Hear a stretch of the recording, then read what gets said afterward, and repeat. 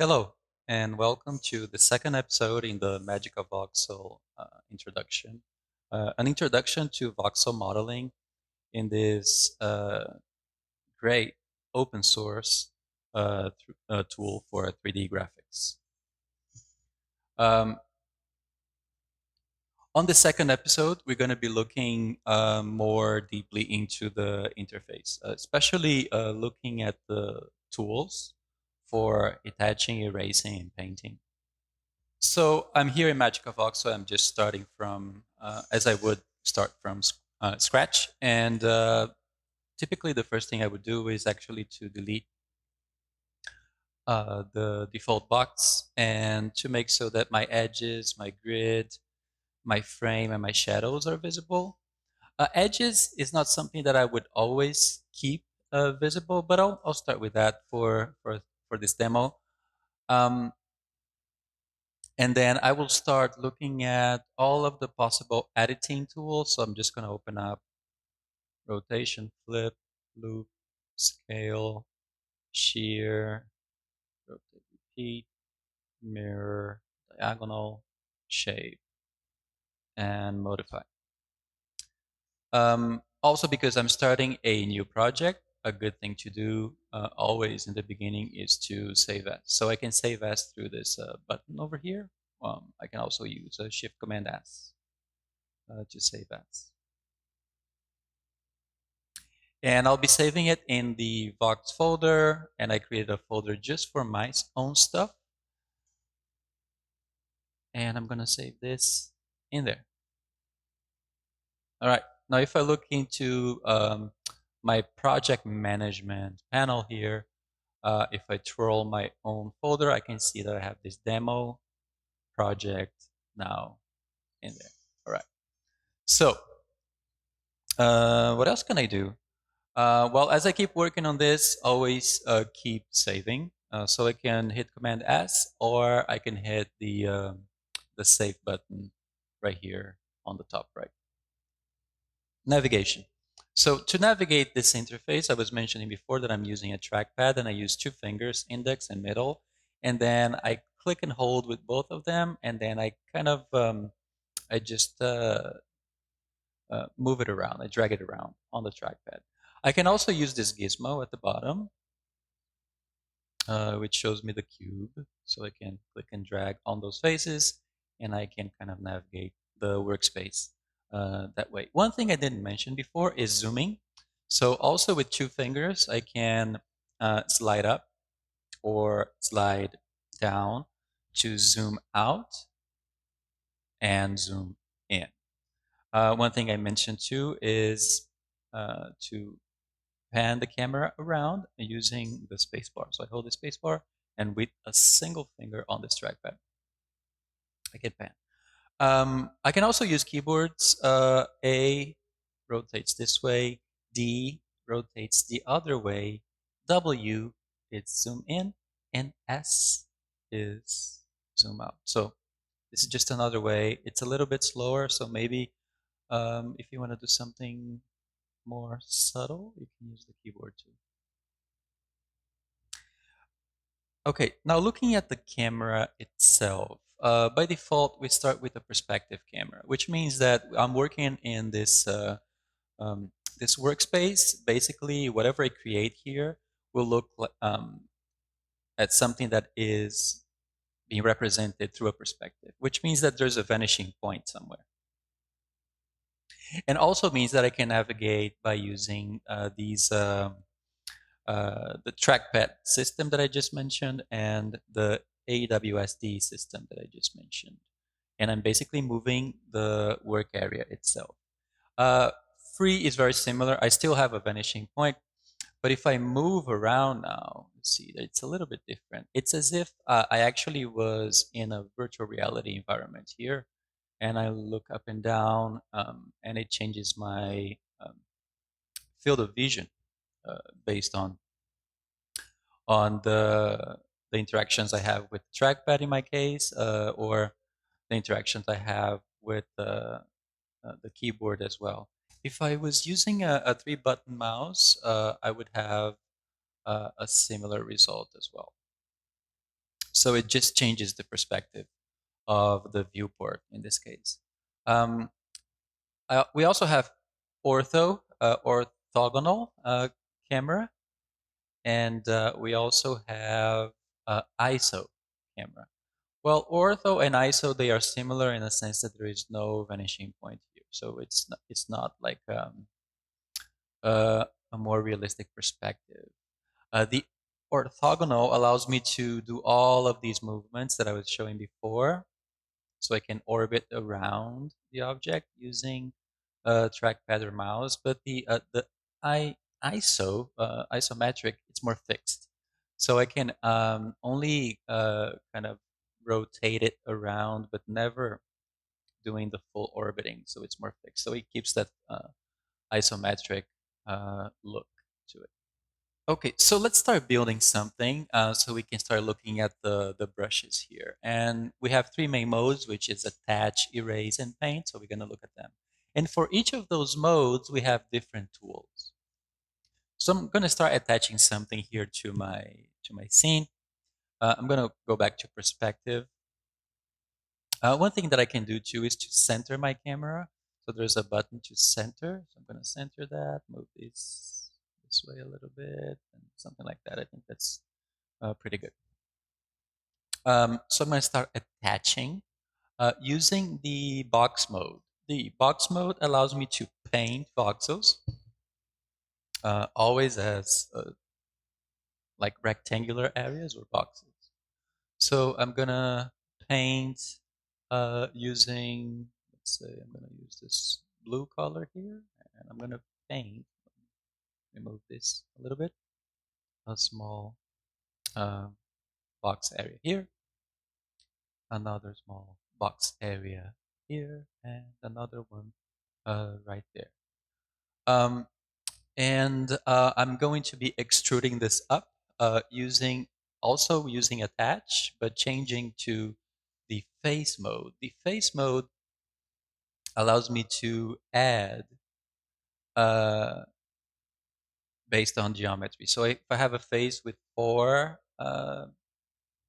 polygons here, every time I click, I'm adding um, those four. I can also click and hold to do it more quickly. Click and hold. I can do it very quickly. Um, I could also have done this through a different method. Let's say I have done one, so I'm gonna select using the marquee and delete this. And let's say I've done this one, and I want to make copies of it, right? So I can always copy. There is a select control area under edit in the edit panel as well. I can select all. I can deselect. Deselecting the shortcut, it's Command D. So if I select all here, deselect Command D. So it's useful to remember that. But let's say I want to copy this and paste. And then I can move using the transform tool right here. Move it to the right. And then I have a copy, an identical copy of it. And then I can copy this again and paste. It's also Command C, Command V, and then place it over here. So now I just did the same thing through a different method. Um, so let's say, so we kind of look at these two modes right here, the box mode for painting geometry and the face mode for extruding, also painting geometry in terms of painting areas with polygons. Let's look at the line. I'm going to choose a different color for this. And I'm going to go all the way up here to a top camera view. If I want to make my top camera a little bit more straight, I can always click on the gizmo to make it so that it's more straight. I'm going to be attaching a line, okay? So attach and line. I'm using a red color. So if I draw this, okay, kind of draws a line as you can see, right? So it draws a line. But if I move my camera back this way, you'll see that it's a little funny what's going on here, right? So what is happening? What is happening is that the line tool has a few options, a few settings. Underneath it, the geometry settings, it's set to line, but it's also set to project. If you have it set as project, it'll project all the way through the three-dimensional space. So if I uncheck this and then undo Command Z, I'm going to try to do that line again. All right. And then I go back here. You can see that it drew a line without projecting. It drew a line on that same level um, in the space. So geometry is an interesting part of this tool here too. So we can choose to draw a square, for instance. So I can draw a, uh, a square, and it draws from the center out. Right. I can also um, draw a circle this way, and it kind of draws a circle. So you see that I have like uh, a circle on the back wall here of my work area. The next tool we're going to be looking at here will be the Voxel tool, and it's this one that it looks like a little square. This is kind of a free, um, it feels like a free painting geometry kind of tool. I'm going to keep using attach, and um, it also has its own settings. So when I choose it, it gives me the option to choose how many voxels I'm going to be painting uh, per time. So I'm going to be starting with one single voxel, and I'm going to be painting something 2D and as a square. All right, and I'll show you the difference between these in a second. But if I start painting this, basically it's kind of a free. So I can even do like try to do a drawing here if I want to. Okay. Um, Now, if I increase this number of voxels from 1 to, let's say, 4, I start painting a 4 by 4 square as a 2D, as a more flat geometry, and then I can paint with that. So it's like a way of setting up a different type of brush, and I can start, building something on top of each other and something crazy like that. So that's quite different, right? I could do the same thing with painting with circles, and you see that the geometry that it gives you, it's a little different. Maybe I need to increase this to an 8, perhaps, so I can see. You can see the circle there. So just a single click will give me like a basic circle, or I can draw something on the ground with it. What about the 3D? Okay, so I'm gonna delete all of these green objects here with my magic wand, set to color region. If I click on one, it basically selects everything with the same color. I'm gonna delete that. Go back to attach using the voxel, using circle and 3D. I'm gonna increase that number. Well, let me see how that looks. Well, see with this is a 8 by 8 by 8 voxel geometry that is trying to create a circle. So if I do that, if I click, you see that it's creating that geometry, right? So if I increase that to a 16, I just have a 16 by 16 by 16 geometry, right? In space. I can also paint with this, which is interesting as well.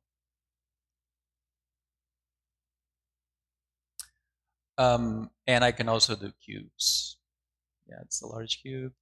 Do maybe a 6 by 6 by 6 cube, and I can paint with it. All right. All right. So that's the voxel tool, and let's look at another one. Let's look a little bit more at the attach with the face mode.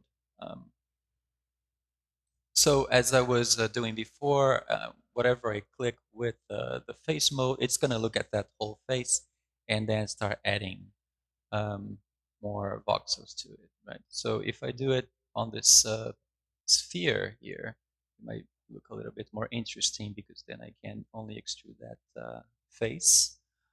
If I click on the face underneath it, it does the same thing on that level. So it's kind of looking at those levels or those polygons who are actually connected, forming a face. I can even uh, start making new type of faces. Now, if I keep going with this now, that whole surface, the whole face will be extruding. If I erase that, it follows the same logic. So it's erasing that whole face, that whole surface. It's looking at everything that surrounds my click, that it's on that same level in the geometry.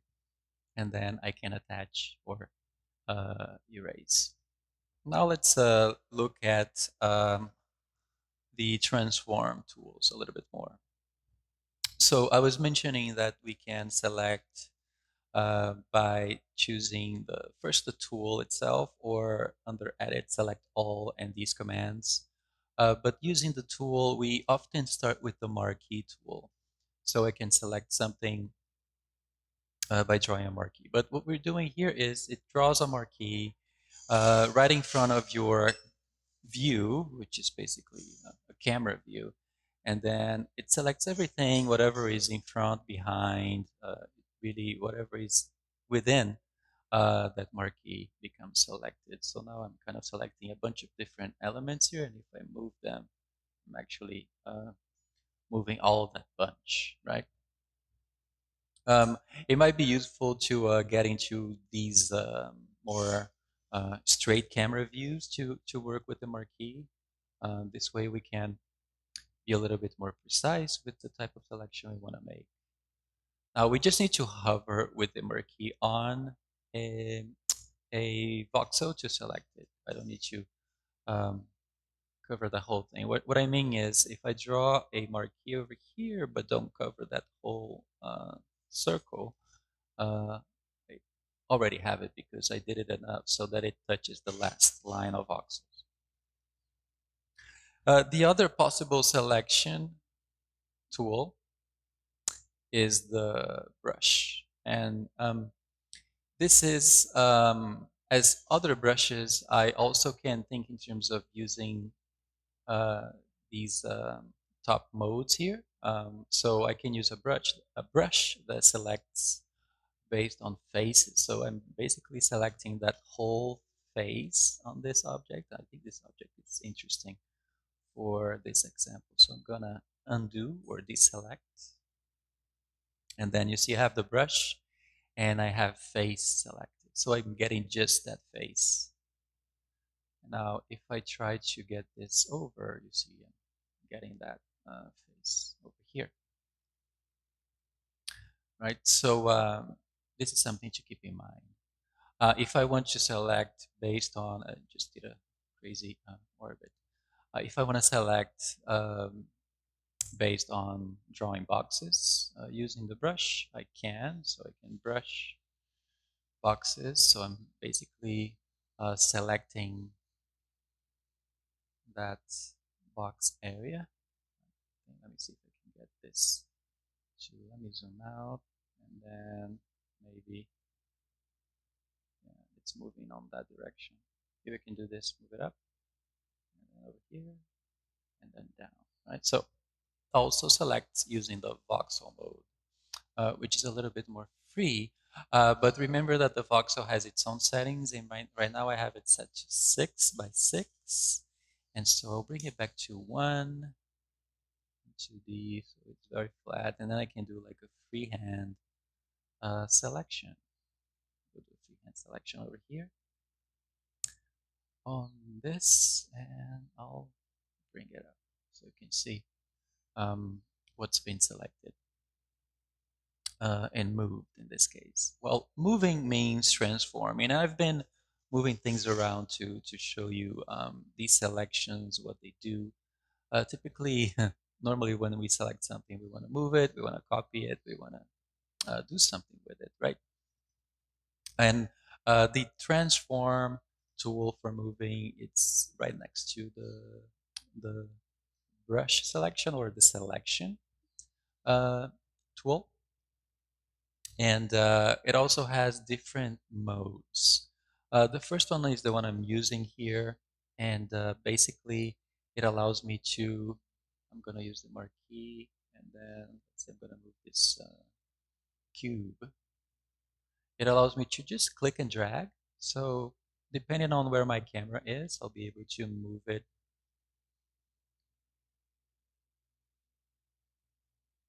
up and down or sideways based on where I'm clicking on the object. Okay, it's kind of a straightforward way to do it. The second one, it's a little bit more sophisticated and it's called scale. So it allows you to actually scale. So you can do a scale transformation, but you can also move. So by scaling, if I want to scale, I'll just click on the arm of this gizmo and then I can scale. But I can also move it by clicking on the end of the arrow on that triangular shape. And then I can. One thing that's interesting about, I think, about transforming is that you'll see that the move uh, mode right here, it's also called loop. And I do have a loop control under my edit panel. And it basically allows me to move stuff. So I can see that I can move based on the X positive or negative, Y positive or negative, and Z positive or negative. But you may be thinking, because loop is a word that sounds, it doesn't sound so much as moving.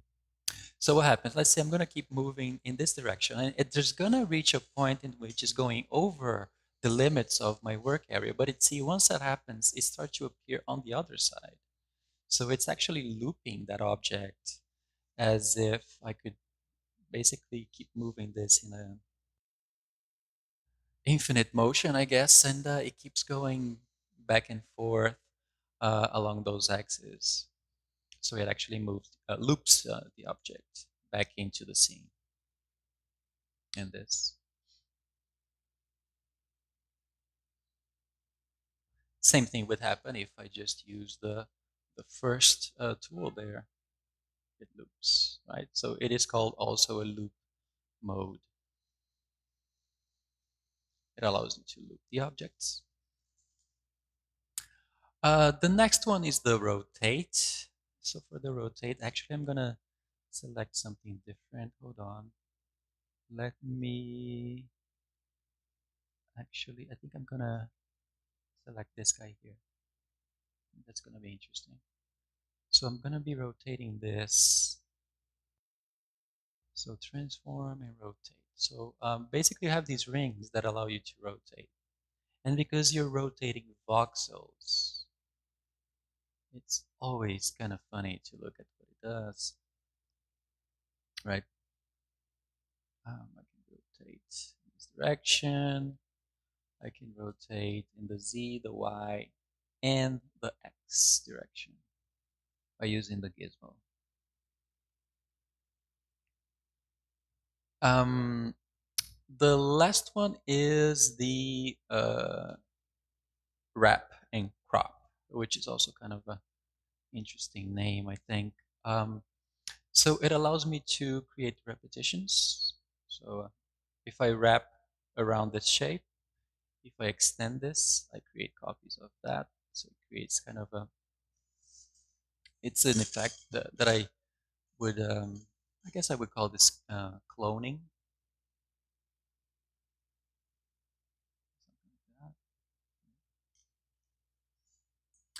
Now it has its own settings underneath here, like these three numbers allow you to actually add gaps. I'm gonna add a 3 by 3 by 3. So it allows you to create these gaps in between them. So that's the wrap and crop. mode. So I'm doing these things using the tools because they are super intuitive. As the loop, we also can do a lot of transformations over here. So I could do my rotations here, and these are 90 degrees rotations. I can also flip this. Maybe this is a little difficult to see how it flips. Let me actually select this guy over here. And let me flip it. If I flip it on the Y, it does like a 180 on the flip. Right? So it's vertical, horizontal, and on the Z axis too. I can scale over here too. It says XYZ space 2. So if I hit return here, it'll double the size. So this number, it's actually what it's calculating the size. If I put a 3 here, it'll give me 3 times the size, or 4 times the size, and so on. I can also shear. So what it's doing is it's starting to twist the geometry a little bit, or the object a little bit. You can see here. I'm gonna increase those numbers, so maybe we can do something a little bit more drastic. Instead of a zero point 0.2, a 0.6. As you can see what it's doing there. Kind of cool. Yep. And these are 2 dimensions that are affecting the result of this shear. So I have 2 numbers for the Z. If I keep one at 0, so I'm going to undo and just increase the number on the other, I have different results. So it keeps it a more straight type of shear. I'm rotating. I can rotate here too. I mean, same principle. I can also do repeats over here, similar to the wrap and crop. I can also mirror. So I just mirror this on the other side. I can create some basic shapes, some primitives. So I'm gonna select all, Command A, or choose select all and then delete. I can pick an ellipse very easily using this button. I can make a cylinder as well. It fills that whole work area. A pyramid, a cone, a maze, Perlin noise, which is an algorithmic um, form. You also have the option to modify. So let's say I'm gonna make an ellipse here, and these objects, every time you make them, they are filled with voxels. So if I start deleting, you'll see that even inside there is always like a layer of voxels inside, right? So it's not like hollow inside. But if I create something and then I click on modify whole, actually I'll make it hollow inside. Now if I delete this geometry here, I can see, I can look at it inside, and actually it's kind of fun to kind of navigate inside and see, look at that, how it looks inside the geometry. All right, so these are some of the basic tools with a little bit more detail to them. We kind of looked at the magic wand a little bit, which is for selection of large areas. You can select by color. So I have this object with this color. Maybe I need to go back a few steps and see something a little bit more colorful. So if I choose the magic wand, deselect and select the blue things, I can select all of the blue things in this region, all of the green things in this region, and all of the red things in this region. If I choose selection by connected region instead, it's not going to be looking at the colors anymore, but it's going to look at everything that's connected to the geometry. I think this one here is a good example, because if I click on the large geometry, you see that it's not selecting what we have detached from it. So it looks at everything that's connected and then it selects it. The color pick, it's pretty straightforward. It's for picking the colors so you can see them again highlighted in the palette. Click here, I see my red.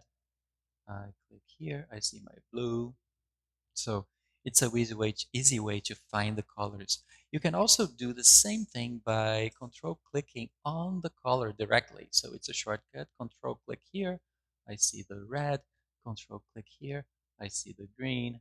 Control click there, I see the blue. We also have the option to delete, and this is kind of um, interesting too. I can delete based on color, so I just deleted everything that was green. I can delete based on geometry, so it'll look at everything that's attached to that geometry and delete it. I can do these type of combinations. I can also uh, paint bucket geometries. So everything, just change the greens to purple. I just changed the red to purple, here to purple as well. So it's a way of painting large areas based on their color or their connected geometry.